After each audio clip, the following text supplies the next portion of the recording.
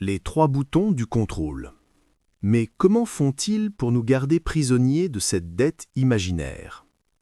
La mécanique du chantage affectif ne ressemble presque jamais à une dispute violente. C'est beaucoup plus subtil que ça. En réalité, le manipulateur affectif utilise un tableau de bord très simple, équipé de seulement 3 boutons. En psychologie anglophone, on appelle ça le brouillard, le FOG. Fear, Obligation, Guilt. Peur, obligation et culpabilité. Appuyons sur le premier bouton, la peur. Ici, on ne parle pas de la peur physique, on parle de la peur du conflit, de la peur des cris, ou pire, du silence. Le fameux traitement par le silence.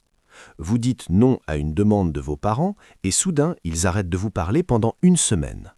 La peur de perdre leur affection ou simplement d'affronter leur colère froide vous pousse à céder.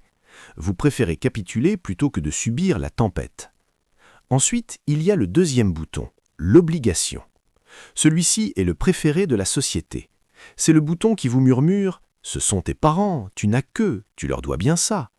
Le parent qui utilise le chantage affectif va constamment faire appel à votre sens du devoir. Il se positionne comme un martyr qui a tout sacrifié pour vous, ce qui crée chez vous un sentiment d'alliésance forcée. Vous n'agissez plus par amour, mais par contrat moral.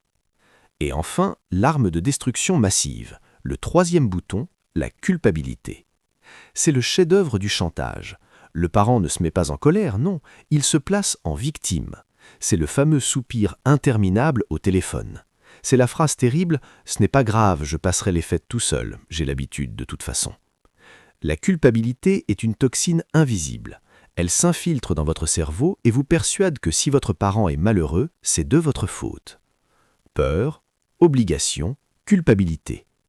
Tant que vous réagissez à ces 3 boutons, le contrat tient toujours et le parent peut continuer à encaisser les traites de la facture.